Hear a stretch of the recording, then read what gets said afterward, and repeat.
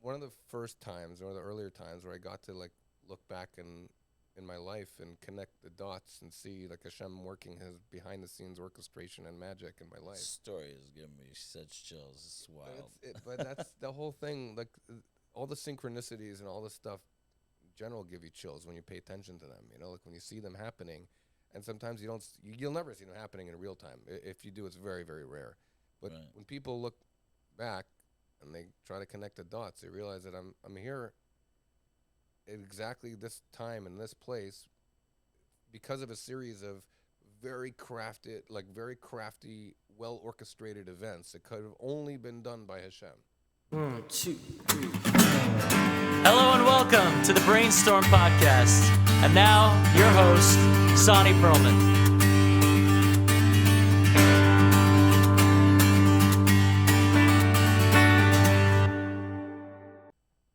Tali Yess. Hello. Hey, how you doing? Okay. Good to be here. This is very, very, very exciting for me. I'm going to tell the audience why I'm very excited. I was kind of telling you before.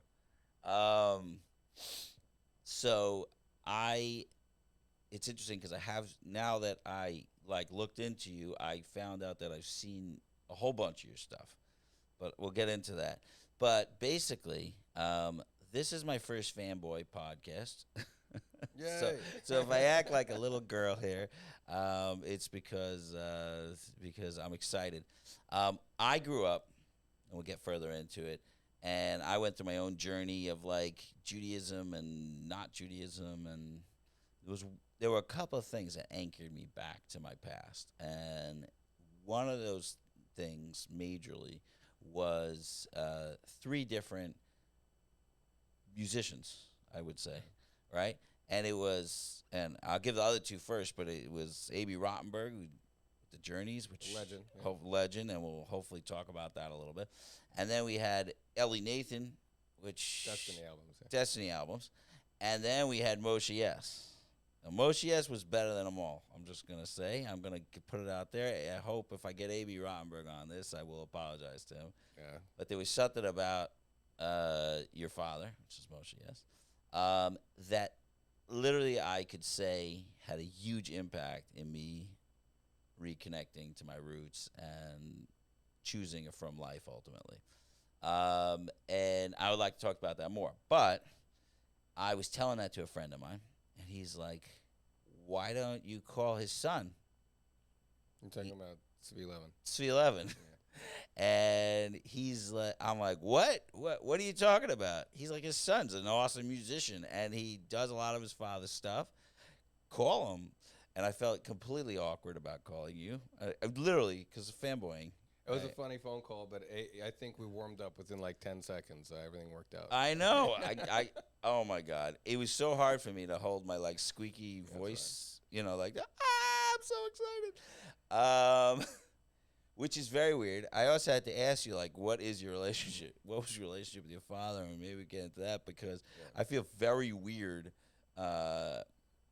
getting excited about someone's father without having any clue what they think about it. Right.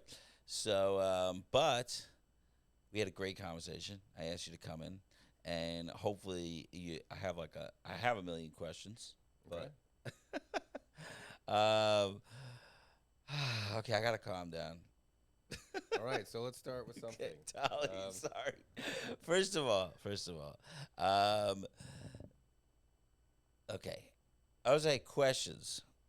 I'm gonna say why I was so crazy about your father's music, and because I've thought about it a lot over the years. One of the things is that he, first of all, it's like country folk. I don't know if I'm right or wrong about that because it's hard to put him in a category. He bounced around from genre to genre depending on whatever the song called for. He got known as the country folk guy because of his look. Yeah. His accoutrement, like they say, and the guitar that he played, and the cowboy boots, and the vest, and the whole things that he had in the early days. Right. Before he went all chassid on everybody. But he definitely could tear apart a Western song or a bluegrass song or a country song and do it real justice. Right. But he could also do that in about 12 different styles of music, which is what made him very versatile and very unique. That's why a lot of people liked him because he catered to so many different types of music, Right. but he still got known as that folky country. But I'll tell you why I thought he was country folk, because I don't even know the differences. All right. Because I'm not the music expert. But when I love country music, me and my wife, we did a trip across the country, and we only listen to country music. Nice. And one thing I love about country music is it's always a story. Yeah. Every song is a story, even if it's just an idea. But there's a story, and almost every song I've heard your father sing has a story to it. Yeah, And it's and I mean, even if it's like an idea, you could feel a story to it. Like presented in a story, storytelling. Right. So that was to me, and it's similar to Destiny and Destiny was Journeys. great with that. Destiny and Journeys both did. They both had a story. So I realized I love Jewish country music. That's really that's what I thought. But your father, besides for that, had this sense of humor in his songs that I don't know if anybody. First of all, I've never heard anybody talk about your father. It was a little wacky at times, but yeah. He had like a sense of humor. Even the stuff he would say in between songs. Like I watched a lot of his concerts. So whatever's on YouTube. Like his banter and segues and all that. Right. Yeah. And there is a lot of jokes that are put in. I borrowed a lot of them when I do when I cover his songs at live events and stuff. I do it I've heard it so many times that it became like I can't sing the song unless I lead into it with this, because it's just the proper way to introduce it. Right. Like the way he did with Jack Schwartz and all that, and all these different. You have to remind me, because we'll do it after when we pull the guitar out. But yeah. We're gonna pull a guitar out. Yeah. And I want to say something. You play gorgeous. I mean, Thank you. Your music is beautiful. Thank you. And I have to ask you a question because I saw the Cliche She is your father's song? Ain't No Bishul. So Ain't No Bishul was originally a song my dad wrote on an album called Art Imitates Life. And it was an interesting story behind that song, and I told the story to A.B. when we recorded that. First of all, A.B. is one of my heroes. And, And I bought his songbook 3 times. Because every time I brought it to Kumsitz, it grew a pair of legs and walked away in someone else's backpack. And I told A.B. this. I said, if I Michael the person right away, because if I discovered your songbook at a Kumsitz, I'd steal it too. But long story short, the song was originally on that album. And the funny story behind it was we used to have this house bacher that didn't live by us. He came to us for Shabbos a lot because he was one of the bachrim at the local yeshiva. His name was Daniel Golam. He's from England. And very musical ear too. He used to do audio engineering and he's a musician and all that. And he also learned. So when my father came out with that song, it was like, actually, Moshe, there are certain opinions. There is visual on a cliche she. You do know this, right? He's like, darn it, Daniel, you ruined my song. So I told this to Avi. I remember when I came back later on and heard the song, the finished song. I think he may have adjusted the lyrics to include, by the way, as long as you're holding by Reb Moshe's view, then that's basically what it is. Right. So. No, the last verse has something about Reb Moshe, I think. Yeah. Okay. Reb Moshe said it's a fact, not the farmer's almanac. Yeah. That was it. It was I think twice in the song they mentioned it. But that song's hilarious. It was hilarious. That song is hilarious. The original is even wackier. If you heard the original one, you'll know what I'm talking about. I feel like I have, but I couldn't remember it. So, I have it here, but it's basically pure country, but pure wacky country kind of stuff. It wasn't as halachic and legislative as the one that we did in there. It was a little more just Ain't No Bishul and Cliche is the takeaway from the song, but everything else up until that were just things that don't make sense. Don't try to kiss a bumblebee, 2 ain't 53, but there ain't no bitch on a cliche she. It was the whole song was just lyrics like that, and at the end was cliche she, Whereas this one was more halacha centric. Right. But it was great. Everybody loved it. And I had a guy send me a video. Some guy, Rabbi Stam, I think was his name, and he wanted to do a cover of my dad's song, My Zadie, at a concert somewhere, I think Cincinnati. That's the most famous one. That was his hit. So he asked me for a backtrack. Long story short, he wound up doing the song beautifully, and then he came back to me with a video they had later that his brother, who runs a camp, Dora Golding, in the Poconos.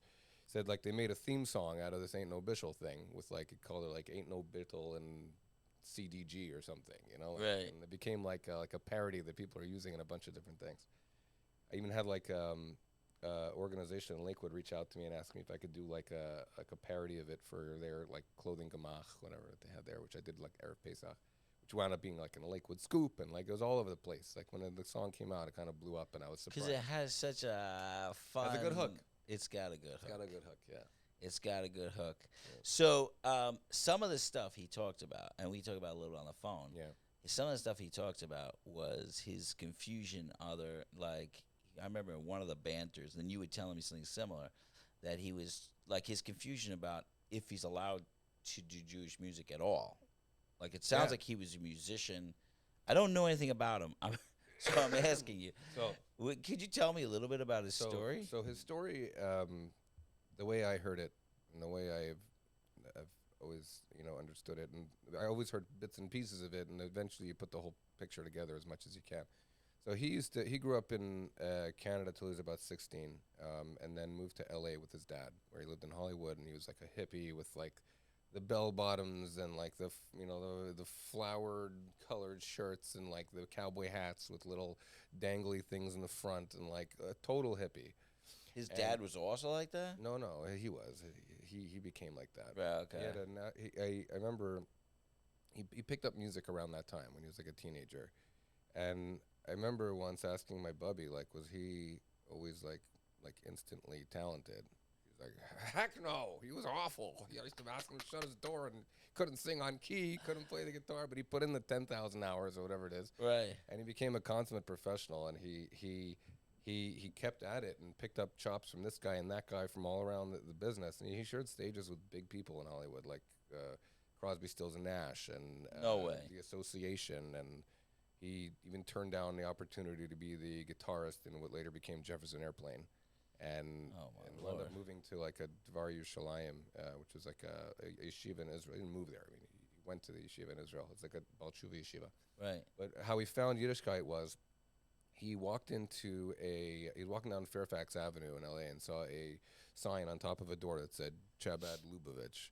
And he walks in, and there's like this Russian, like... You say Chabad... Well, that's how he interpreted it. Chabad, okay. So he was Chabad Lubavitch. He walked in, he sees Rabbi Tali Yess, who actually, I got his name. Oh, wow. Because he was the guy responsible for being Makar of my father. Him, and I'm sure a few other people. But so he walked in onto what apparently was like a Hasidic for bring-in, where there was like a 4-liter bottle of vodka that was halfway finished, and 4 people around the table that looked like they had something to do with it. And he asked them, I have a question for you, the rabbi. Like, where did the Levites store the instruments in the temple? Do you have a book on the Holy Temple? And just like on Hanukkah, some guy came and told me like what the rest of this part of the story. He said, sure, absolutely. And he hands him a book of the Tanya, which is like a foundational book of Chabad Hasidus. Right. Does not talk about nothing about the base at all. He came back like a month later and goes, wow, this book was mind-blowing. It's so incredible. But there wasn't anything about the temple in there. So but at least it got him started, And but my father used to say when he... Can I just say that's the most ballsy Chabad move ever? Yeah. Like, I mean, that's what happens when you're in the middle of a Farbrengen, Like, so he was like... long story short is that my father, like when he said when he first like approached this guy and asked him a question, he looked at my dad, looked him up and down, and his whole like get up, and was like, "You Jewish?" He's like, "Of course." So he wound up like connecting, I think, with him and some other rabbis in LA. I think Rabbi Kunin may have been involved. Kunyan, I forget how they call it. right. The one that did the telethon and all that. So eventually they wound up. Oh, that's a telethon. I was trying to figure out how I knew that name. Okay. So he eventually wound up asking one of them. Right, he's involved actually in the rehab. Very cool. That's how I know the name. Amazing. Okay, right? yeah. Incredible. So small world. So Yeah. he eventually asked one of them, saying, "Hey, like, I really want to move to Israel. Like, I feel like I need to go." And he said, "No, it's in your heart, so you're going to wind up doing it." And my dad went to Israel. And for to answer your question before this whole went down that rabbit hole, Yeah. was from what I remember, he said for about 2 years he wouldn't do music. He was just learning, and I think he was in the army or something at the time. And he he was getting really depressed about it. Like, if you're an artist and you're a musician, it's something that's kind of like this tension built up inside you, this creative impulse, and if you can't get it out, it'll drive you mad. Right. And he had no outlet. And his Rosh Hashiva told him, like, what's going on? You look like you have, like, one foot in the grave and another one on a banana peel. Like, talk to me, Moshe. And he was like, well, I have all this music in me, and it's not kosher. I can't play it. Right. It's treif. Like, what do you mean it's treif? Music isn't treif. It's like, I don't want to tell you rock and roll isn't treif. It's like, you're the rabbi. Come on. So he's like, no, like, you have to understand that Jewish music is about the content. And if the content is kosher, then the genre doesn't really matter. Like, all Jewish music throughout history took a flavor of the geographical region that it was born in. Right. Even Chabad Niggunim are oftentimes inspired by or using the same musical scales as, or even exactly a carbon copy of a Russian folk tune. Right. Like, there's one called Nyeko Prisivovsky or something, which is basically a bar song about running out of vodka. Like, and it's sung like. And they turned it into seriously. Yeah, that's a straight up Russian bar song. That's awesome. Anyway, long story short, the like it's a Mordechai David. He has a song that's about the the disco one. The disco Yidden. It's like from the maybe So he came with all this musical background from Hollywood, and he played the whole country circuit and honky tonks all across America, and had like a show in Reno where he was doing like regular stuff, and he was doing all right back then. This is after he's religious? This is before he was religious. I'm talking about before. I'm like jumping back and forth to give you contrast between what the culture shock he experienced in Israel versus what he was used to. And Gershon Veroba told me that he had a conversation with my dad once about, what really triggered like this whole need to change his life. And he said he was sitting in a hotel room and one night, and it was after a show or something, and he was just getting the shakes, and like his whole body was like panicking, and he was at he reached critical mass, and realizing at that point that his life, as successful or as great as you might be in music, there's no meaning in it. Right. Like singing about like women and alcohol and drugs and whatever people were doing back in the 60s. It's like there's only so much of you can do before you wake up and say, what am I even singing about? Like, what is this? Like, there's no real purpose and meaning to it. And that's kind of what I guess gave him a turning point. I'm not sure if that came before him walking into the Chabad house or not, but that's just kind of like a trigger that the catalyst that set him in the right direction. And so while he was in Israel, at this yeshiva years later, so the rabbi said, listen, as long as what you're singing about is aligned with Torah values and teaching Torah message, you can sing it in whatever style you want. It's totally kosher. And you have my huskama, And so I can imagine in his head, he's like, oh, great, now you tell me. I've only been there like 2 freaking years. All I'm saying is I love that rabbi. No, he's good. And so my dad studied. By the way, if you would have asked, just an interesting idea. I mean, there are a lot of rabbis that would have not said that. Not only were there rabbis that not said that, there were rabbis that put him in cherem. Like, actually put him in cherem? For my Zaidi, because it wasn't Jewish enough back in the day. No. Yeah, I mean, rabbis in Bnei Brak were not as forgiving back in the 80s or 70s about kind of things. But mind you, they also put the Lubavitch Rebbe in cherem too, so he was in good company. Okay. So he was like, he's like, okay, so I'm going to make an album. I'm going to do something with a style I know. And finally now he has this outlet to do it. And he had 2 years to learn Torah and learn about what it was really about. And his study partner, who was Shalom Levine, who's now a rabbi also. Where is Shalom? He passed away right after recording the Legacy album, which was like a tribute for my dad after he passed away. But so he passed away recently? He passed away like in the last 12 years, I think. Wow. So he was an expert viola player and classically trained and incredible. And the two of them had a really cool dynamic because they were friends. They were studying together already, and they decided to put together this album called Megama. And Megama was like a hit because until then there was nothing really catering to people that like American-style music in English, but it's Jewish, really. Right. And if there was, it was very, very few. Most of them were singing in Hebrew. Things. I think diaspora was around back then, but it wasn't like it was kind of like in both niches, whereas this was kind of very more like focused. Right. And the album basically documented what it's like to be a Baal Tshuva through music. Basically explaining, like they had a song called I got the what page are we on in the prayer book blues, you know? It's like something that like everybody I that's don't know if walking I into a remember shul, this. somebody's walking into a shul for the first time knows exactly what that feels like, you know? They're sitting there, they don't know who to ask, and they're like, well, what page are we on? I don't know, the guy's sleeping next to me, you know? The whole song was kind of like a, That's awesome. it was light and it was funny. And the album was full of, like, it had a good contrast between, you know, funny, awkward moments like that, but as well, very serious things, like songs called, My Zadie, for example, is a very serious song about assimilation and about Jewish continuity. Right. And then there was a song called "Young Girl Named Maria" about Jews that were intermarrying with you know, outside of the faith, and many others. You know, I believe I've heard every song of his at some point, but some of them are like 30 years ago. Yeah, Like yeah, and they're very more than that. I mean, some are like no, I'm saying when I heard them. Oh, okay. But these are Some of the stuff I didn't even understand when I was listening to. Like, I really didn't get. I think what made Magama and in general my dad very like you know, like what or why people took to it so much is that they didn't hold back punches. They didn't cushion any blows for anybody. They were very matter of fact in their delivery. Shamelessly say it the way it is. Don't like, you know, like tiptoe around the subject. Right.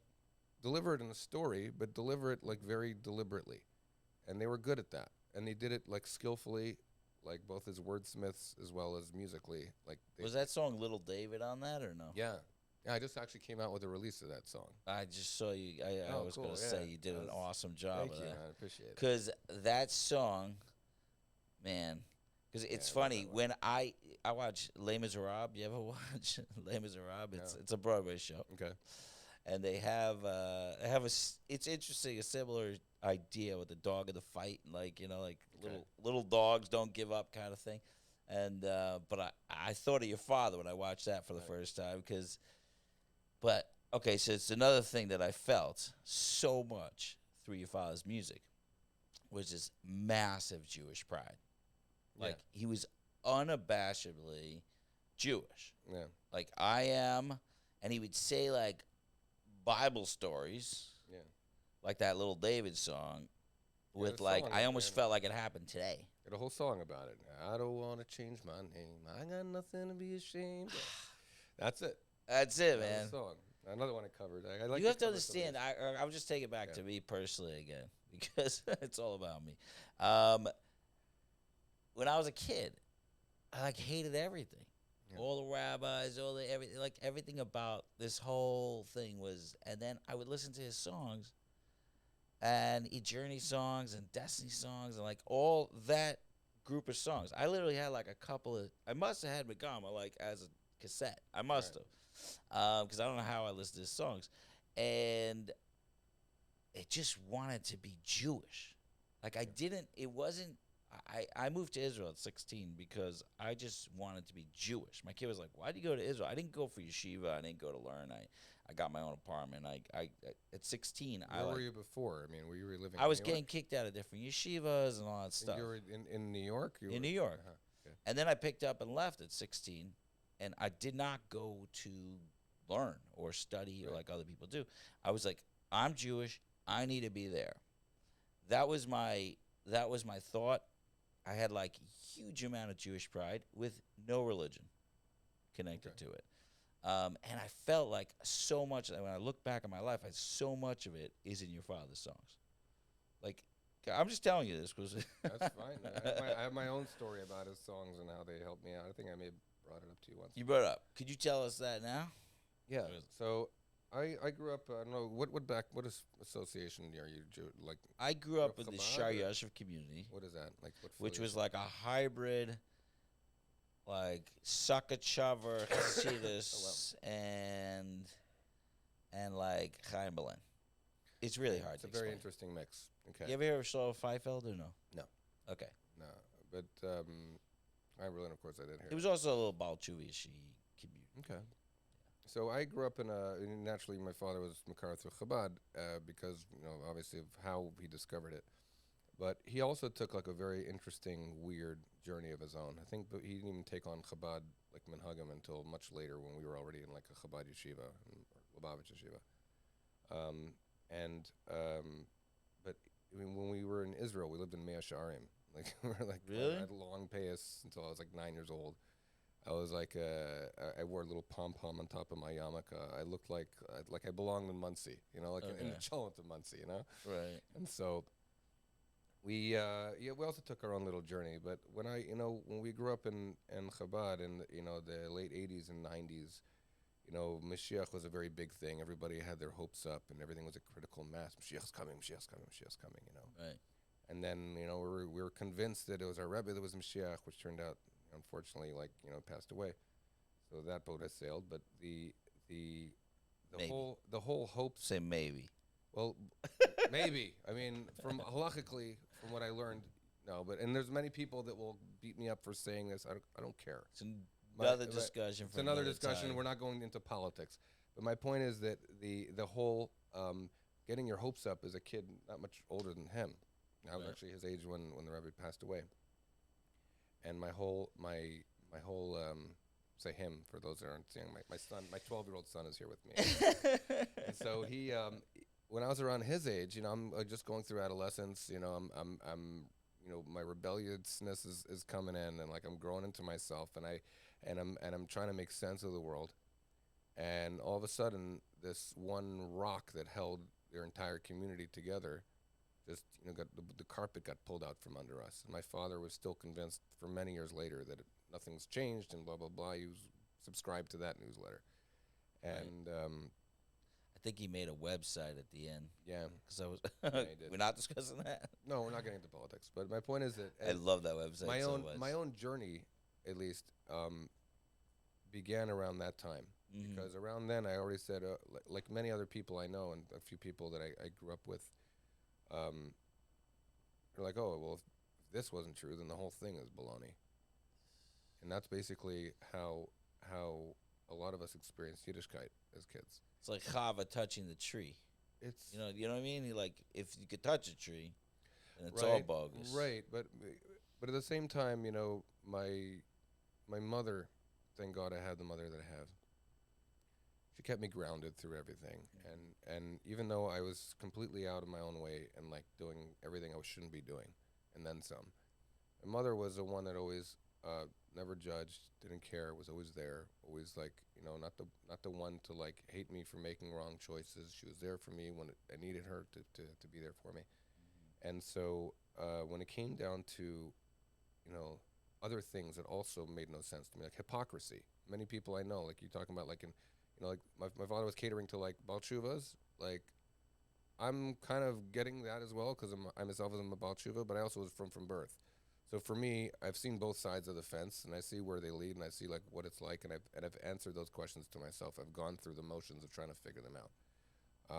And one of the things that kept me away was all the hypocrisy. Like a rabbi can tell you not to do this and this and that, and meanwhile some guy's caught like cheating on his taxes or doing this or whatever, totally illegal. Right. And like this guy's a criminal, or this guy did that and that and that and the other, but he has a big beard and a hat. Like how could that be? Nothing makes sense. It's all baloney. Right. It's all a facade. My mother always said, like the wisest words are, the Torah is perfect, the Jews are not perfect. If the Jews are perfect, Mashiach would be here and we wouldn't be having this conversation. So have a little faith. You're not here to worship the people that are worshiping the same God as you. You're here to worship that God. Take his word, and that's pretty much all that it is.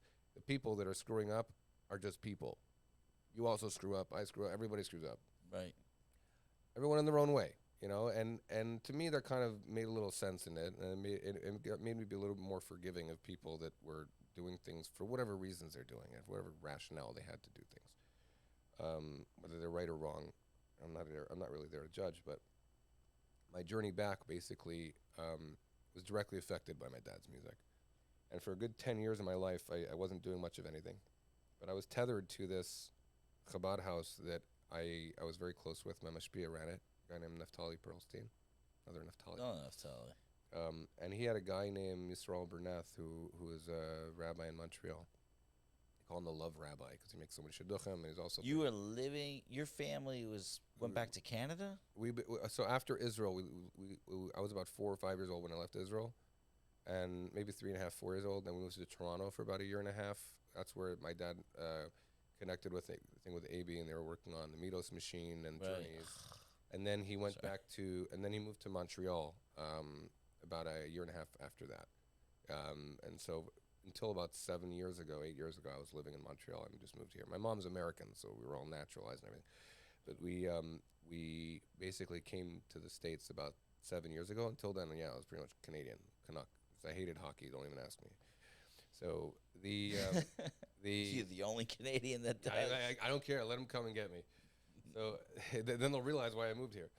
So long story short, The Mashpia. So this guy Yisrael Bernath was working for Rabbi Pearlstein, and Rabbi Pearlstein ran like a social center for like teens back in the day. And like most Chabad houses, eventually those teens grow up and the whole place becomes a Baal Batish minyan.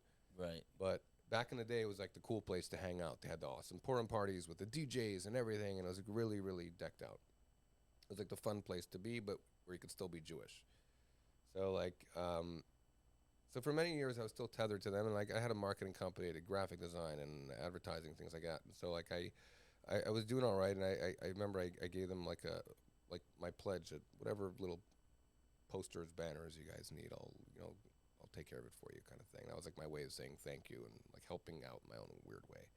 And Yisrael Bernath was like my go-to guy there, who would like, we have this program coming up, so I need like this, and I need like a poster or banner or whatever. So we became friendly over the years because I worked with him for a while. And one day he's like, okay, I'm deciding to break away from the Chai Center, and I want to start a Chabad house in a little like suburb of Montreal, like a trendy place called NDG, which is short for Notre Dame de Grace. Okay. Our Lady Grace. So I was like, don't do it. It's like, Yisrael, it's a waste of time. He's like, why? I'm like, I moved when I was 18 to NDG to get away from Chabad. Like, Jews don't even put mezuzahs on their door over there. That's how, like how are you going to find them? It's like, that's exactly why I want to go there. Like, this is, the Shluchim have a different way of looking at things. Totally different. And I was like, dude, you're wasting your time. You're going to uproot your family, start a whole like new community somewhere in the middle of nowhere. You don't even know if there's a Jew there. I used to live there. Now I'm 10 minutes away in Côte St. Luc, in another suburb like adjacent to it. I said, but you're not going to find a minyan ever. Like, so it goes, here's the deal. I'm going to do it. I'm not calling to ask your advice. I'm going to do it. If I can find a place, hypothetically, would you come help me make a minyan? I'm like, first of all, you're not going to find a place. But if you do, I won't just come help you make your minyan. I'll be your gabbai. I'll open the doors. I'll close the doors. I'll sweep up. Whatever. I should have shut my mouth. Right. Long story short, we had our first minyan. I'm not going to get into the whole long details. The community got built pretty quickly with a lot of miracles and a lot of divine intervention. And I started coming back to shul and started davening, and I still had long rock star hair back then and was doing all sorts of stuff. But I was like slowly making my ways one thing at a time back to Judaism. And I remember I told later on when I got married, I moved back into the Chabad community. I was like literally 6 months fresh out of like still being a little bit of a rebel, but I decided when I have kids, life is starting really now at this point for me. Like I gotta like stop having fun and be a mensch, you know. And so I basically started going back to the Chai Center again. And that year, the Chai Center's not the new place. No, Chai Center was the Rabbi Pearlstein's place. Yisrael Bernath was another place. I kind of once in a while would frequent there as well. It was a long walk, so it was really far out of the way to go there. And in Montreal, it's cold. I don't know if you heard about it. I've heard that. So in the winter, it's not exactly the best time to go. But during that first year they got married, like right after he was born, my dad passed away. And I was sitting Shiva, and a bunch of people in the community came, because my father was kind of like known in the community, even though he wasn't living there for many years. He was on the West Coast when my parents got divorced. But like a lot of people that were his friends back then came to visit us, and people in the community came, and everybody was telling stories about this and how they knew him, and the music did this for them, and the music did that for them. It's kind of like what you're saying, you know? Yeah. Not downplaying it, I'm just shortening No. What would otherwise be a very long story. And so, you know, people posted articles on CO Alive and Crown Heights Info and all these, you know, Shmeis and all these Jewish, like, Chabad websites about, you know, that he passed away, and all these comments were coming in from people that were about shuvas that were talking about how I did this and this because I heard this in this song, and this song was a catalyst that made me do that. And this, so Yisrael Burnett came to visit me during Shiva, the guy in a new place in NDG, and he sits down and he goes, "I'm sure you heard some crazy stories. Like, talk to me. Like, tell me a few, you know." I said, so one story that really stuck out that was very weird. Well, two of them did, I said, but the first one was like some lady in Iran who heard a song about the 7 Noahide laws that my father sang on an album, and then said, she sent us an email to, like, they set up a family email for the Shiva for people that want to send like a private message. And she sent us an email saying that I heard this song somehow on the internet and I changed my entire life. I'm living out in the mountains of Iran, and I became a Noahide because of your father's music. I just want you to know. And I have a lot of shadows on this story because you're a lady in Iran. How do they let you use the internet if they don't even let you text in Muncie? Like all sorts of questions. You're not even believing the story. No, but I did. I took it with a grain of salt. I was like, that's a pretty cool story. That was very far out there. He's like, all right, what was the other one you said about? I said, oh, the other one was weird. Like some lady was at a concert and she heard this song about keeping kosher called "Throw Away That Ham." It's kind of like a Broadway style silly song, you know? Right. And said, and she wrote, and I heard this song and I came home and I kosherized my whole kitchen. And I look up at him, his face turned white. I'm like, what's the matter? He's like, my mom wrote that comment. Like, that's really creepy. I was like, so basically, my dad was responsible for your mom coming to this guy, and you kind of responsible for that, and the whole thing comes full circle. So I was like, okay, that's pretty trippy, you know, and now it's basically, one of the first times or the earlier times where I got to like look back in my life and connect the dots and see like Hashem working his behind the scenes orchestration and magic in my life. This story is giving me such chills. It's wild. But that's the whole thing. Like all the synchronicities and all this stuff in general give you chills when you pay attention to them. You know, like when you see them happening, and sometimes you'll never see them happening in real time. If you do, it's very, very rare. But when people look back and they try to connect the dots, they realize that I'm here at exactly this time in this place because of a series of very crafty, well orchestrated events that could have only been done by Hashem. Right. Like, what are the chances? Right? I have a bigger chance of hitting the Powerball 3 weeks in a row. Is all I'm saying. So I don't know if I go that far. I wouldn't mind if I hit it once, but just once. But you're right.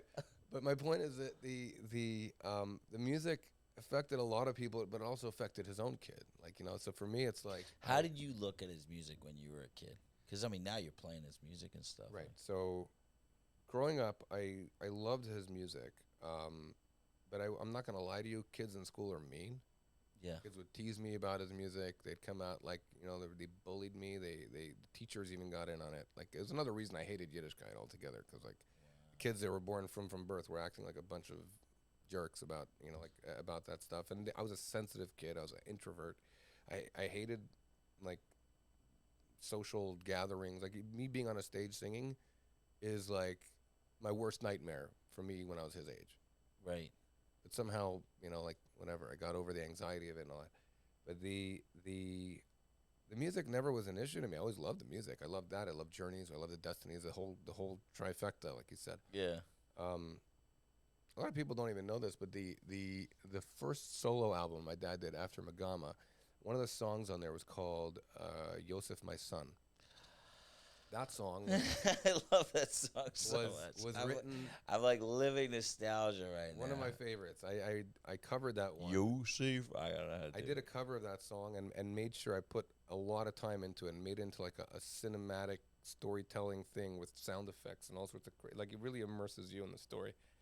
It was very hard to one up any song my dad did. I think of any cover that I've done, that's the only one that I think I may have done slightly better than the original, which is just a guitar. And I'm not saying it to toot my own horn. I'm saying it because a lot of work and a lot of thought went into it, and a lot of opinions from other people to how to get it as good as possible. And I heard incredible feedback about it. But I always loved that song because of the storytelling, number one. Number two, how it shows you Hashem working His magic in the background, behind the scenes. Small miracles that can fly under the radar that for you is a personal miracle, Right. but no one else would know it. And in my life, I can tell you that I've had probably hundreds of those things. Sometimes I even asked for them. Really. I said, show me, give me a help by showing me this or that or the other, and I'll know that it's you. No one else will know. You know, these kind of things, and they work out. Like, you can, like, to me, I have a very personal relationship with God. The community, to me, no offense to the community and all that, like, their opinions don't really matter so much to me. I have a very personal relationship with Hashem. I daven, I do the things I'm supposed to, but I don't take on peer pressure from everybody else of how to be. There's nobody today that can say that this is how Moshe Rabbeinu looked. Well, I'm sure he wore a black hat. He wore the Streimel, right? Yeah, sure. He had white socks. So he wore a Borsalino, of course. Yeah. Okay. It would be funny if he went back and that's exactly how he looked. He probably looked more like Yasser Arafat, with like the hat in the desert. You know, like, to be honest, true. I'm saying that Jews back then, that's probably what they. All I'm getting at is that a lot of kids grow up with this type of peer pressure and this type of community pressure and parental pressure to be a certain way, to act a certain way, to look a certain way. And a lot of times a disproportional amount of pressure comes on to look a certain way. Right. And nothing else really matters. As long as you look like a mensch, you know, if you wear the black hat or the white shirt, whatever works for you, you know, then at least the community won't think that you're a bum. Right. And, you know, growing up, my relationship with my dad was very tense because of this, because he also felt that type of pressure. He put me in Lubavitch Yeshiva. Like, they had no idea what that was like. Right. They decided I need to wear a black hat. My father got into fights with me over it. And I'd be like, you don't even wear a darn black hat. You wear a fisherman's cap. Crying out loud. Like, you're going to give me pressure for to wear a black hat. I'm like, have you seen what you'll look like in one? Now you know why I don't wear it. And for a while I did. I still once in a while on Shabbos I'll wear one. It's a little different. You know, it's not like your standard one. Right. A little more stylish, but like, you know, I prefer to go with one of these two. It's always been like a baseball cap, or this is my thing. But I felt that, like, growing up, it's a very complicated thing to navigate in life, especially when you have a dad that's on the road 3 weeks out of the month. You know, when your parents split up, you know, things get even more complicated and who knows what. And until a couple years before my father passed away, he and I were on very like we didn't even speak. Right. Like, I think the last time I saw him in person, I was probably 18 years old. And he passed away about 14 years later.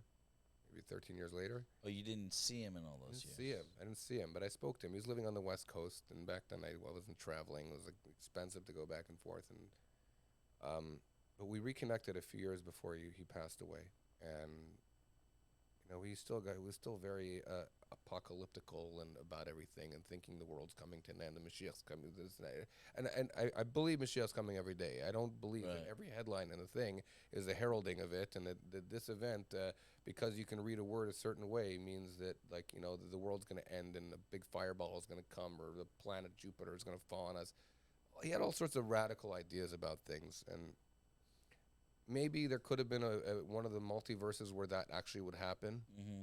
But he also had certain rabbis that would agree with him on everything. Right. And that didn't make things easier for his. Well, I have a theory. Right. Did he get remarried? I don't think so. No, I'm asking. I have a theory that we'd all end up there if we didn't have a wife. Nah. It's like after he divorced your mom, maybe. No. Your brain could just go in any direction because nobody's sitting around going, hello. No, that's ridiculous. No, he was already like that for years before they got divorced. It wasn't like something that, like, he thought up in his own solitude. He was already like this for several years before they got divorced. He was. I mean, I'm thinking it was a guy that, and I tried to rationalize and play, you know, like devil's advocate a little bit in his defense and say, why would somebody like that go down that hole? And I think about it, he was really sick towards the end of his life. He gave up all sorts of incredible opportunities in Hollywood to become Jewish. Right. And threw away all sorts of stuff to become Jewish. the rock star lifestyle and whatever. It may find he had a Jewish rock star lifestyle, but I'm telling you, it's not the same. It's not the same. You need a day job if you're a Jewish musician. So he was probably feeling like, of course Mashiach has to come. Otherwise, why the heck did I do all this? Right.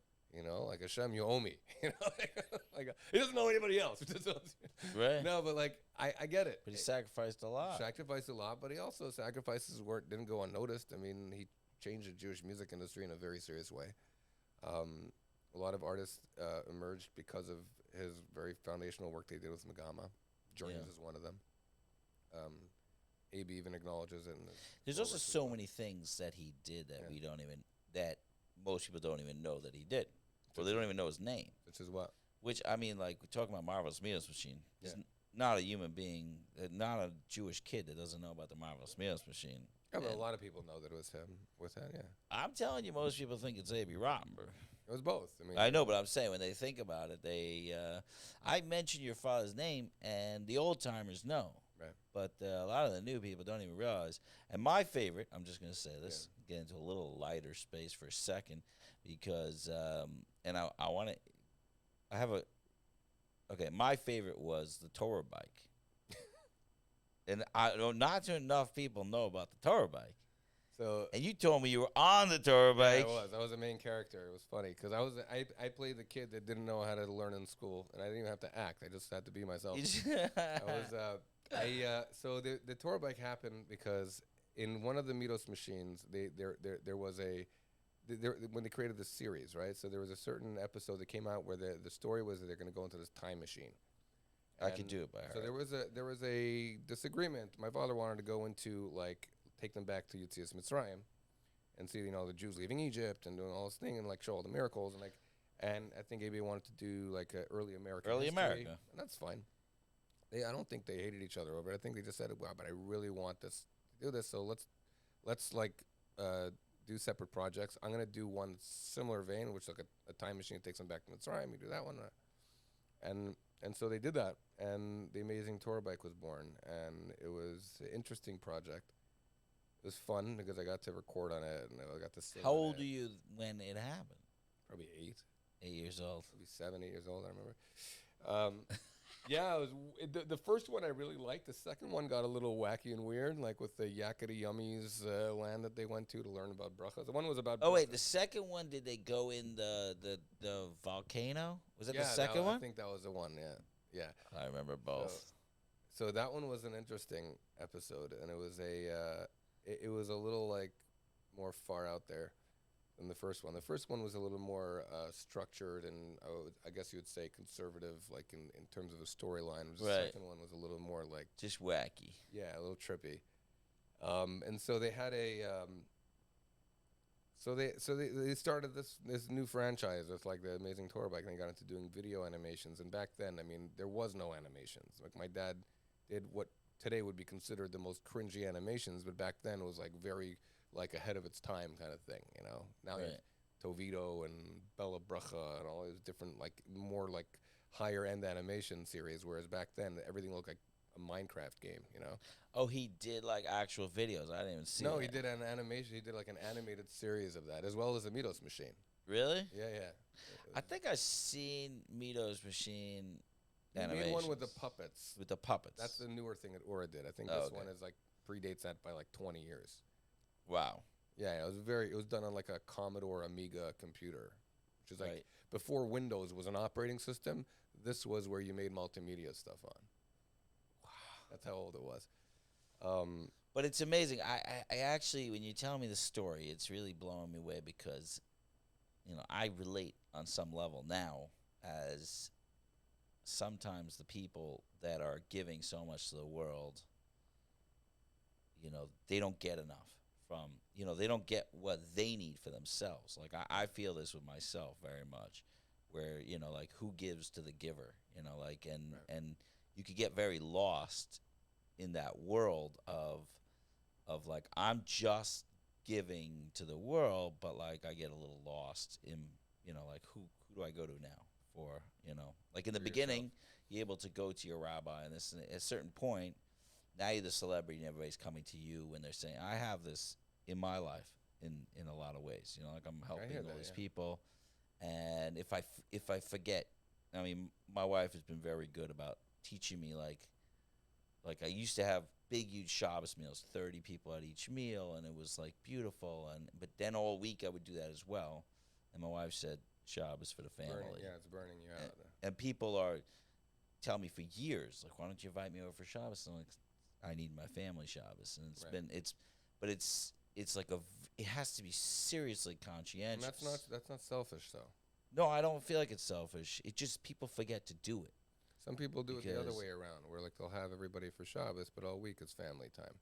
You're Right. doing like what you need to do, and at the same Right. time, you're still a bigger giver than those doing it the other way.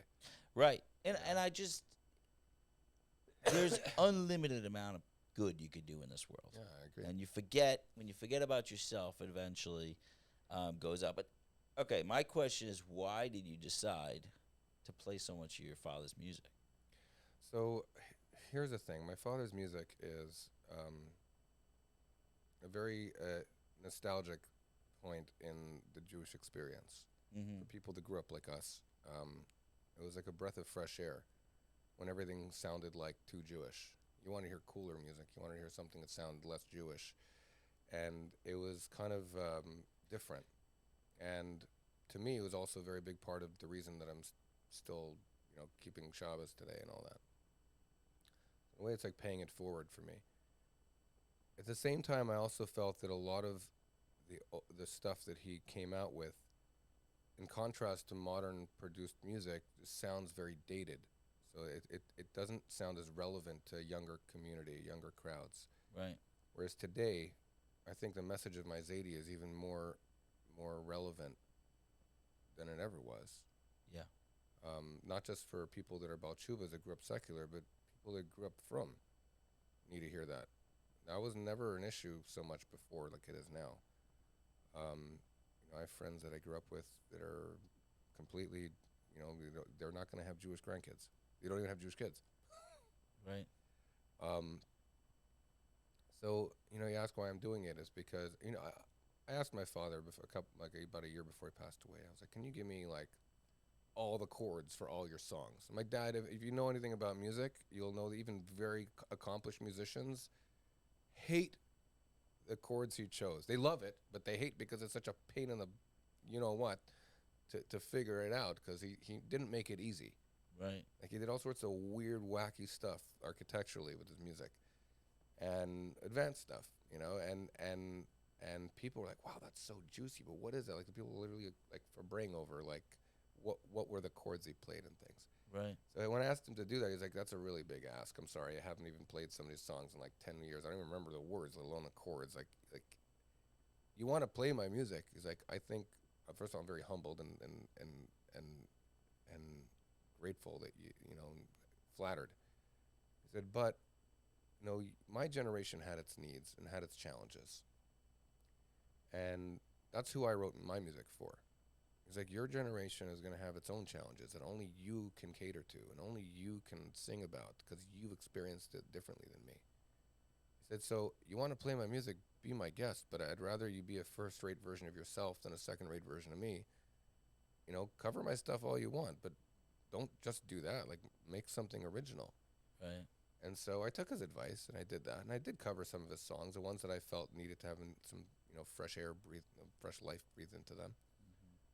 I keep finding more of those, ironically. I love covering his stuff because that's how a lot of people relate me to it. Like, my dad's music, and mine reminds them of his stuff as well. My voice, even in many cases, not when I have like recovering from a cold like I am today, but he had a interesting way of delivering a message, and I've been trying to do that with my own stuff as well. And so it kind of like gives me this anchoring point that I can always look back at. Never need like a good example of something, how to do something right. Right. I can always say, okay, here, touch base over here for a minute, and I'll go back and do your things. Every so often, I'll release one of his. This month actually was the first time in a long time that I released something of his, and I released like 2 covers of his songs. My wife told me, no, don't just release things the night you make them. Sit on them for a while, let them marinate. Okay. Because you impulsively put things out, and sometimes you wind up regretting later. You find out that there was 45 seconds of silence at the end of the track that you submitted to all these things. Like, Right. You don't really give it its right time. Give Do it properly. Give it the respect it deserves. So the two that I covered, one was like Little David, the song Yeah. "Fighting the Man." I love that song. It's about never giving up and never thinking that any challenge that Hashem gives you is too big. Can I stop you for a second? Because I don't know if you'll play that song. I want you to play some music if you can. But that song made David alive to me. I'm just saying. Yeah, I said it before, I think, but it's like awesome. I'm like, oh, I get it. I get it. The Torah told me about this, but it's not like some legend in the sky who's like I'll never relate to. It was a real person. It was a real guy, and when I'm really down and I'm looking at a Goliath of a challenge, or whatever that is. Okay, let's go. You could, but what's the line? It's such a great line. It's not the size of the man in the fight; it's the size of the fight in the man. The fight of the man.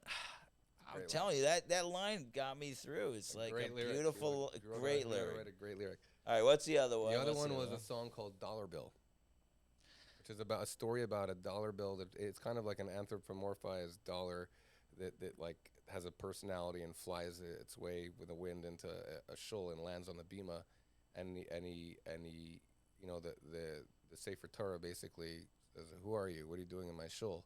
And the dollar bill says, "Oh, I'm here from America, and I'm this big powerful thing. There's nothing I can't buy, blah blah blah, and that's why everybody worships me. Who the heck are you?" And he goes, "Oh, I'm the Torah. Everybody used to listen to me, and now I just wonder why they don't anymore." And then the dollar bill runs away laughing, and the Torah's crying basically in the end. That's I'm summarizing it into like a elevator pitch, but really cute like mushal that a lot of people liked. I get a lot of requests to do that song, and that's why I finally covered it. I always get people like my fan base will always say, "Oh, your dad did this one song. What's it called? It goes something like this. I need you to make that one." I'm like, "Okay, there's a queue of all these things. Everybody wants me to do this and that. I'm working on it. You know, I have to upvote them like you do in what do you call it?" But Right. so the classics I'm kind of going back on and doing. The one that I'm most proud of doing was one called "World of Good," and this was a song that I think had it seen the light of day, it would have been like tremendous. They were supposed to put it on the Yes Legacy album, which was like a 2 CD tribute album they made with like an all-star cast and everything. I got that album. But nobody heard this song. Mm-hmm. It was on an album that I heard it for the first time in the bathroom this morning. Oh, great. Well, It was awesome. I love this song. So when it was supposed to be like a "We Are the World" type of recording where everybody does one lyric and all these different artists would have come together and put it together really beautifully, but no one ever heard the song before, so everybody was trying to make it their own, and it looked like a quilt, an audio quilt of like 450 different songs. So they kind of scrapped it at the end of the album. I was kind of upset because the only condition I said we'll do this album is if this song has to go on. My father tried to put it out twice, but those albums were so politicized that nobody wanted to pick it up. And so I remember after that I was a little bit let down, but I made an arrangement on my own, and then I scrapped it. It wasn't good enough. So this song is like his opus. You know, I'm gonna have to do it justice. Right. So it would have been another Myzadi, I think, if it had the light of day. And then the second time I did it, it was much better. I was like, something's missing. Like I scrapped it again. I went out and I invested in even better sound libraries to make it even more orchestral and more realistic and convincing. And like I put together what I thought was like an amazing arrangement finally in the end. And it modulates like 3 times in a song. It goes up every new verse. It goes up a new key, so it keeps adding more energy and excitement to it. It was really a difficult thing for me to do, at least. I don't usually do that kind of stuff. And it was missing one last component. And I remember I reached out to Aryeh Kunstler and I was like, it needs somebody shredding in the back. Oh, that was him? That was him. Okay. Yeah, it was great. It was like, he was so nice. I remember it. He was like, yeah, sure, I'd love to. And he sent me this thing like right away, and I was like, perfect. And I finally put it out a couple of years ago, and I was really happy with it. And the reality is, like, if one person hears it and it inspires them, it was worth 10 years of trying to put it together and throwing it out. Normally I don't throw out projects like that. This is the only time I said, these have to go. These are gone. You know, like they don't measure up.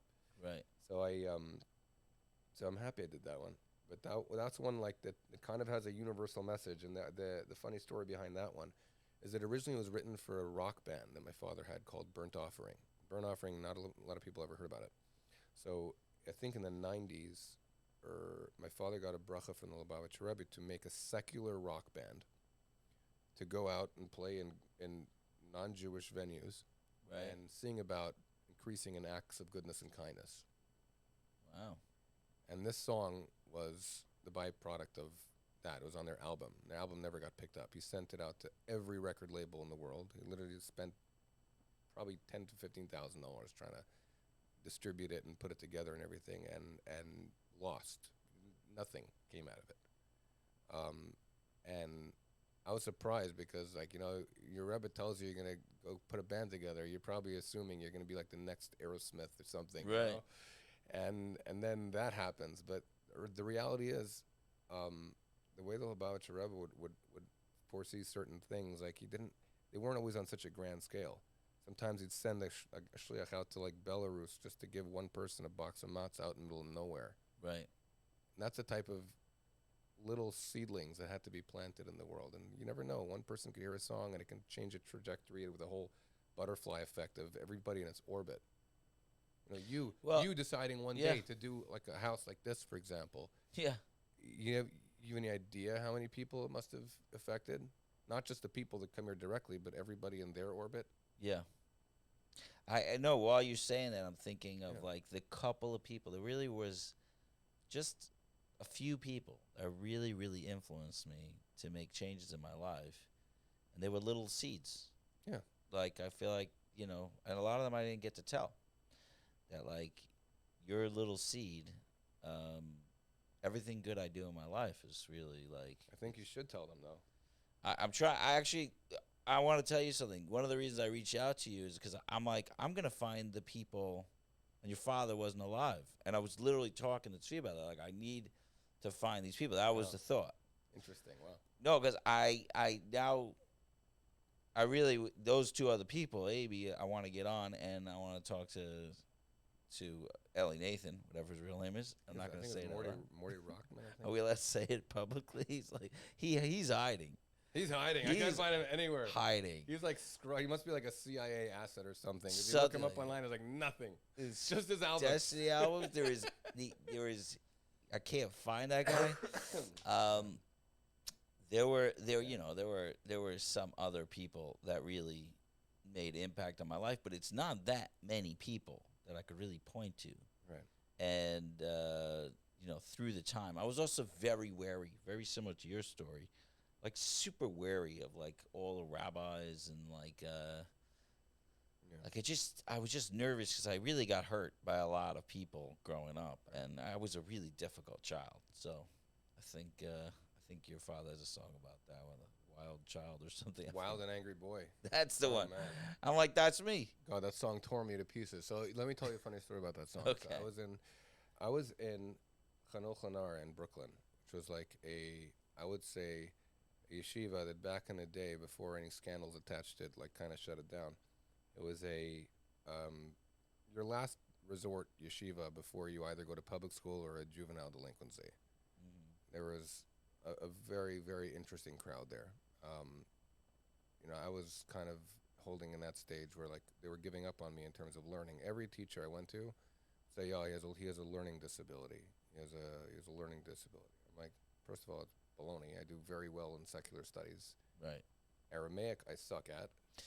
Everything else, I sucked at. Hebrew, I sucked at. I was faking the davening by just memorizing it by phonetic memory with all the songs until I was like his age, 6 months before my bar mitzvah. I had to cram so I can lean. Right. And I taught it to myself in the end. Like, but I was pushed aside my whole life. And one of my rebbeim told me years later when I was davening for the Amud for my father's when I was in Aval, he's like, "You caught us all by surprise." Because I don't know if you realize, but like our teachers would take bets in the teachers' room over whether you'd be dead or in jail one day.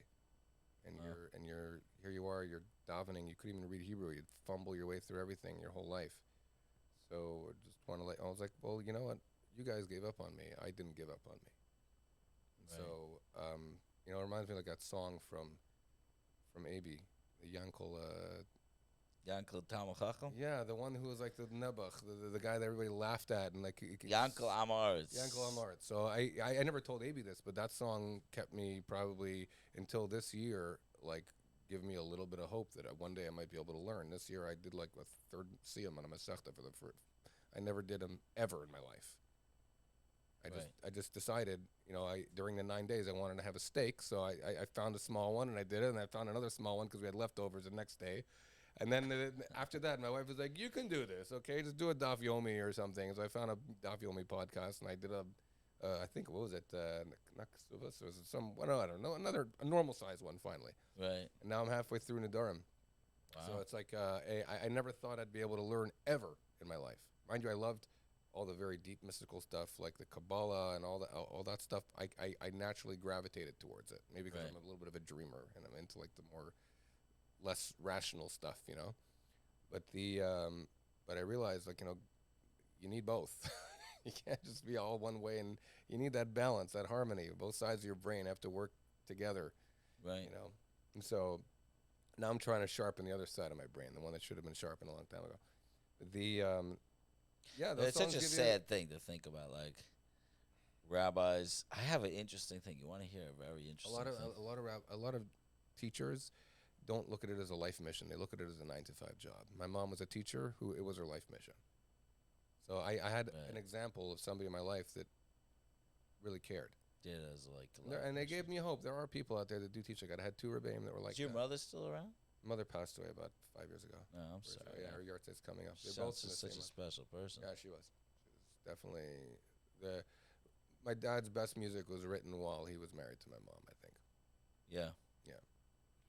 Wow. A lot of it, at least. Well, I have a very interesting thing, which is shows that I still carry some of the sadness and trauma of my childhood, which is I actually really do not want to meet my old rabbis that didn't believe in me, because I don't like when they see that I accomplished so much in my life, Yeah. because there's a part of them I think that thinks we knew, and I was like, no one let me know.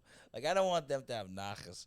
It's kind of a nasty thing. I don't know, but hopefully by the time I'm 80, I'll get over it. Reminds me of this joke where this kid goes, my teacher always said, if you keep behaving like that, you'll never get married.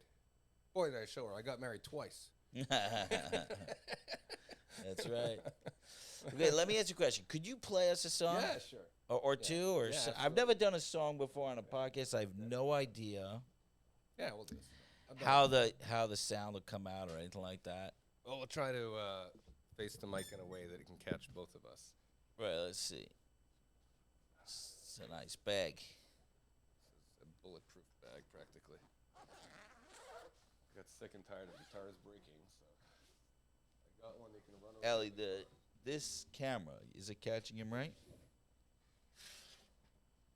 It's just that camera when he puts the guitar on. Just want to say a big thank you to my son, Ellie. Ellie, the roadie. Not even my roadie. Not even the roadie. He's my first baby boy I've ever had. He gave me a reason to stay on the straight and narrow. That's awesome.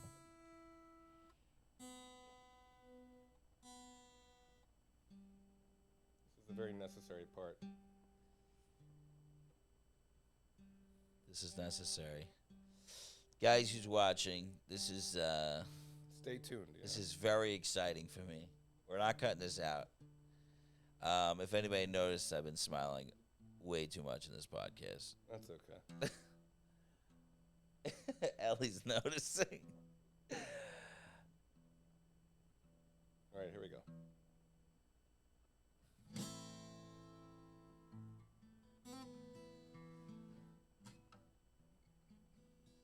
All right, we're good.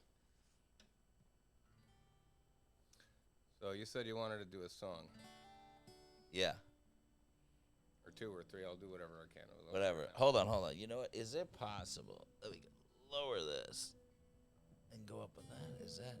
I just can't see your face there. Is that better or no? Who I knows? think so. A child was born into this world in 1933. A blessing for a Jewish home in Frankfurt, Germany.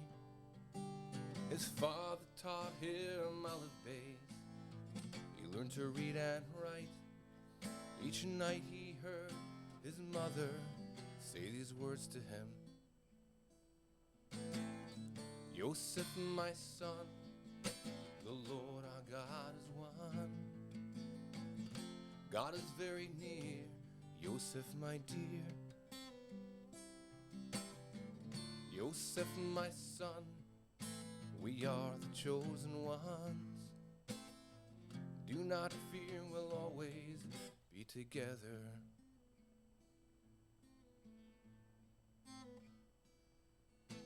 Yosef was a boy of 9 in 1942. He had a secret hiding place, like all young children do. Horrified, he saw them take his mom and dad away. Alone, he heard his mother's final words to him. Yosef, my son, take some food and run. God is very near, Yosef, my dear. Yosef, my son, we are the chosen ones. Do not fear, we'll always be together.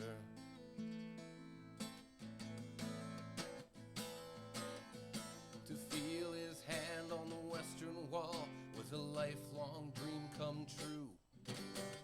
He made it to Jerusalem, city of the Jew.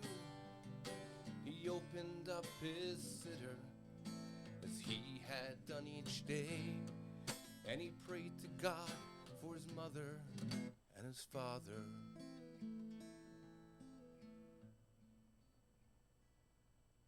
And an old man stood there praying for his son he thought long dead. That voice, that's my father's voice, was all that Yosef said. He looked into the old man's eyes. Tears came down his face, and he fell into his father's embrace. Yosef, my son, a miracle has been done. Come, your mother's here, Yosef, my dear. Yosef, my son, we are the chosen ones. From now on, we'll always be together.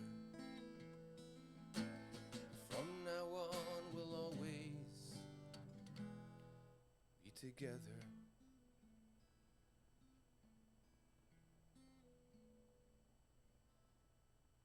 All right.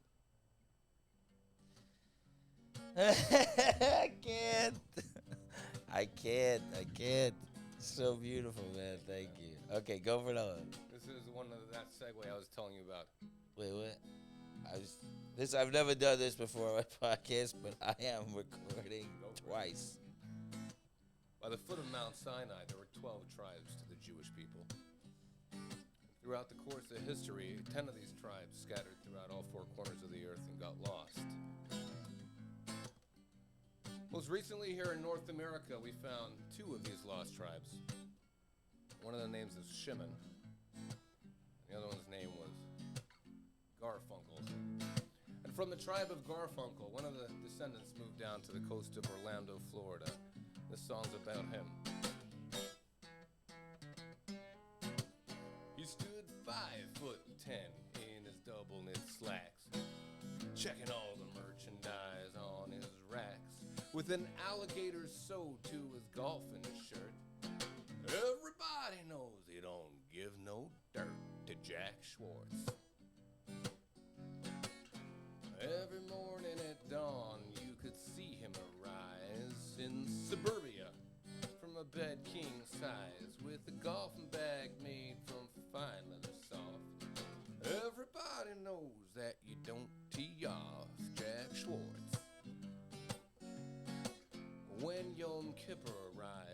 just wasn't seen. He was out putting around on the 13th green. He knew how to swing. He knew how to slice. He was golfing away his good Jewish life, Jack Schwartz.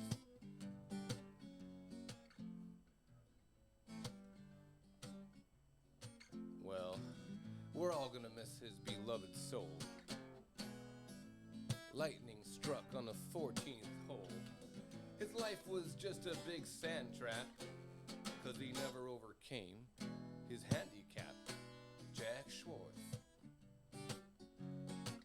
And the gates of heaven they're closed to sin, and old Jack Schwartz was not let in. He banged on them gates with all his force, but a voice said, "Sorry, Jack, par for the course, Jack Schwartz." And there's a tombstone now by the 18th hole, where they buried his dearly departed soul. And I guess it had to happen sooner or later. He was buried in a talus with an alligator, Jack Schwartz. Oh, Jack Schwartz. Oh, Jack Schwartz. All right. That was the one I was talking about with a little segue. Yeah. It's a little bit different. Well, I just want to say that song is the perfect. Like, he's talking about such a dark and sad topic with so much humor. I don't know how he did it. It's brilliant, man. It's brilliant. You got another one? But maybe 2 or 3 more. Okay, cool. Let's go, baby. All right, this is the one that you asked me to do earlier.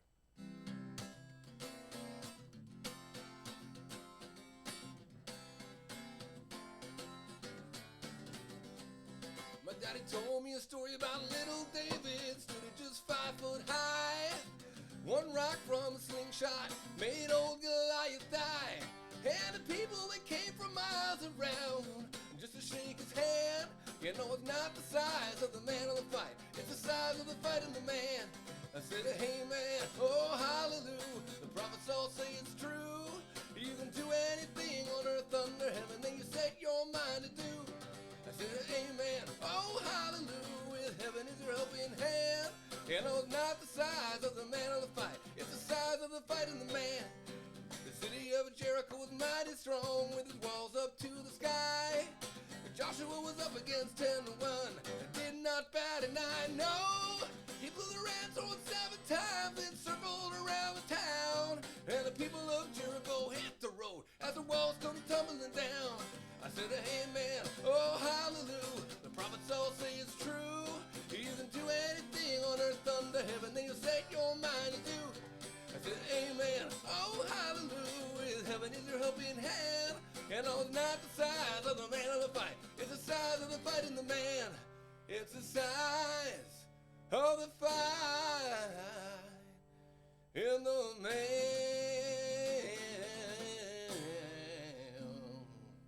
All right, that was a little David one. Dude, that sounded like it. Version. We need a drink of water. You got a little water there? I think there's a little there's a bottle of water back there. You see it? Yeah, it's a little early in the morning to be thinking about. Got you good here. There's nothing there? I'll take a little drink of water if you have. Otherwise, I think there was a little bit of water left. He needs that. Oh, I think we have cups here. just put in a coffee cup here. Dude, that sounded like an early morning rough song, man. Yeah, it worked out.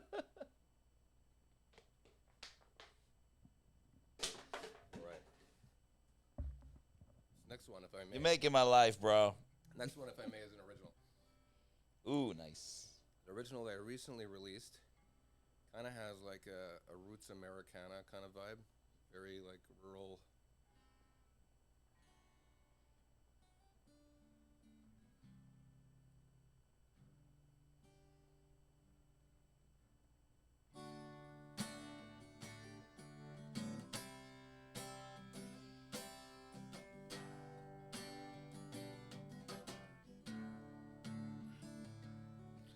Don't know where I went wrong, made myself so clear. You know just what I want from you and why I put you here. to me for answers. You say you want a sign. The answers are in my Bible. It's been there this whole time.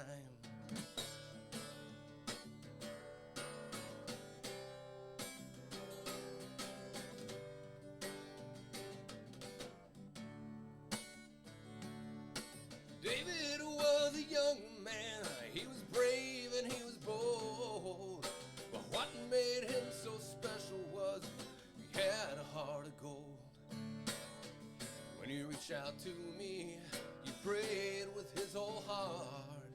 He wrote his songs with wisdom, a holy work of art.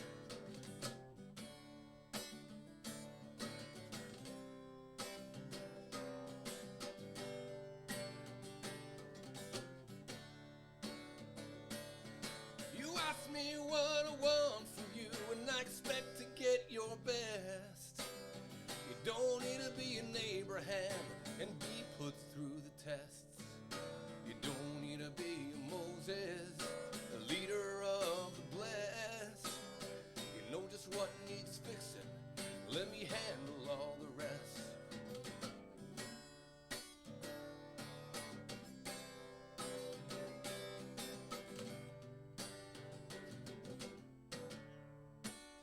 I don't know where I went wrong. I made myself so clear. You know just what I want from you, why I put you here. You turn to me for answers. You say you want a sign. The answers are in my Bible. It's been there this whole time. That's it. It's called Message from God. Dude. Yeah, Let me see if I can do it. that is. Thank you. It's a little bit rough and to the point. It's beautiful, man. That's gonna turn some kid's life around, man. I hope so. It will. That is some little Sonny out there. All right, this one goes out to you, man.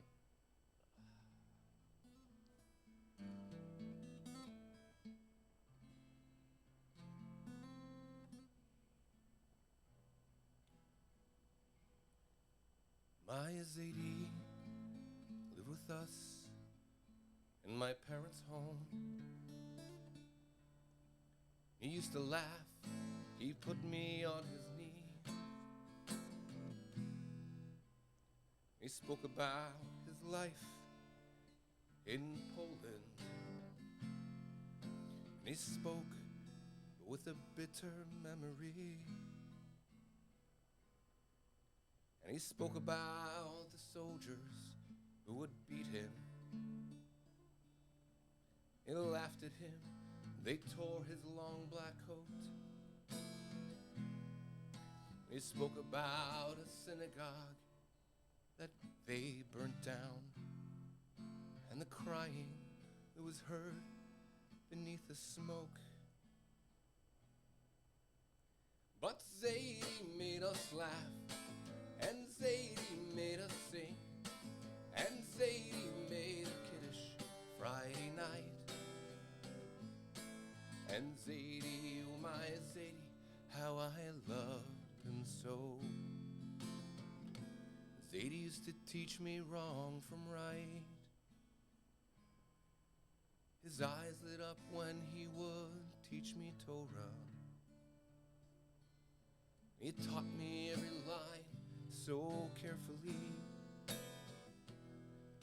He spoke about our slavery in Egypt, and how God took us out to make us free. But Zadie made us laugh, and Zadie made us sing, and Zadie made a Seder Pesach night. And Zadie, oh my Zadie, how I love him so. Zadie used to teach me wrong from right. But winter went by, summer came along. I went to camp to run and play. And when I came back home, they said, Zadie's gone, and all his books were packed and stored away. And I don't know how or why it came to be. It happened slowly over many years. We just stopped being Jewish, like my Zadie was. And no one cared enough to shed a tear. But Zadie made us laugh, and Zadie made us sing, and Zadie made a kiddush Friday night. And Zadie, oh my Zadie, how I loved him so. Zadie used to teach me wrong from right. Many winters went by, many summers came along, and now my children sit in front of me. And who will be the Zadie of my children? Who will be their Zadie if not me? Who will be the Zadies of our children? Who will be their Zadies if not we? And Zadie made us laugh, and Zadie made us sing, and Zadie made a kiddush Friday night. And Zadie, oh my Zadie, how I loved him so. Zadie used to teach me wrong from right.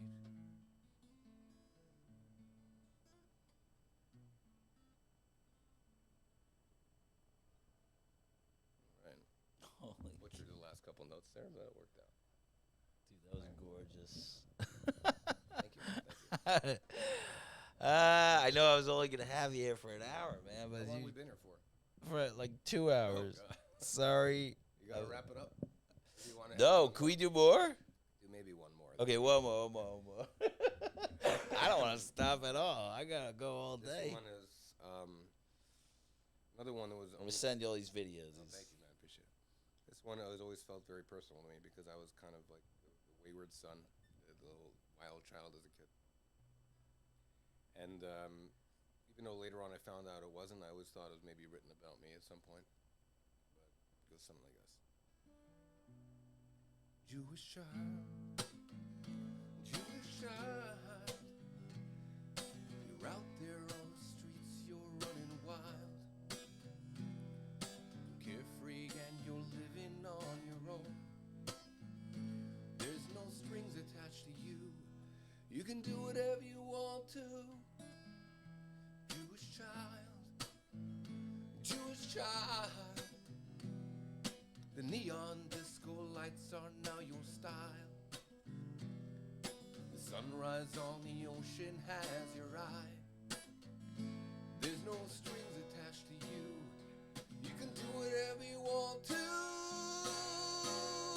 Every day people pray at the Western Wall, and they don't even know your name at all.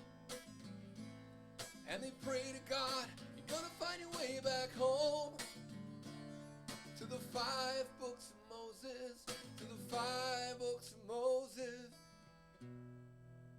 Every day people pray at the Western Wall, and they don't even know your name at all. And they pray to God, you're gonna find your way back home. To the 5 books of Moses, to the 5 books of Moses. Jewish child, Jewish child. Listen while I talk for just a while. Your people have a lot of love for you. Why go throwing that away? Why go throwing that away? Every day people pray at the Western Wall, and they don't even know your name at all. And they pray to God, you're gonna find your way back home. to the 5 books of Moses, to the 5 books of Moses. Jewish child, Jewish child, Jewish child.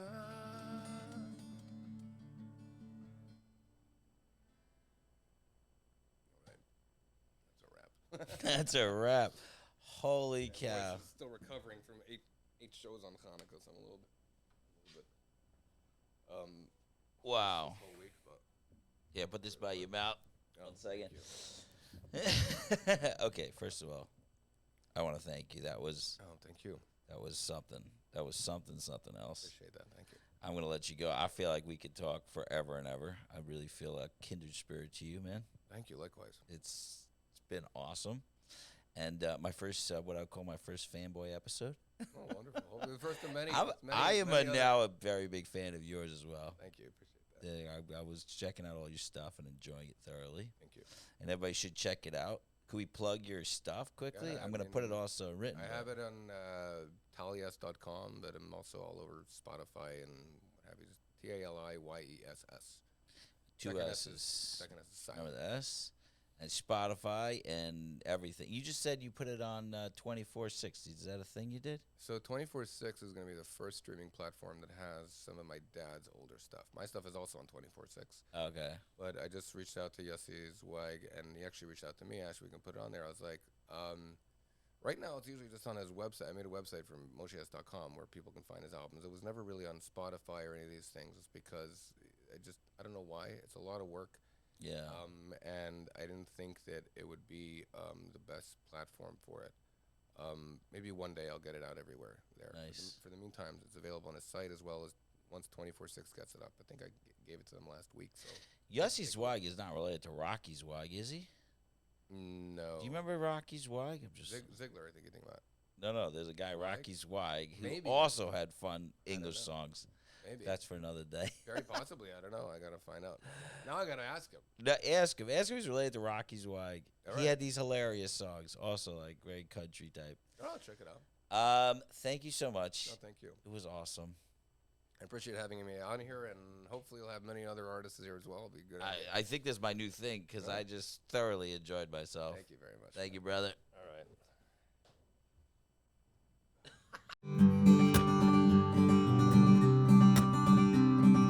Thank you for this day that I've been given. Thank you, thank you. Thank you for this chance. Thank you for this chance to live anew.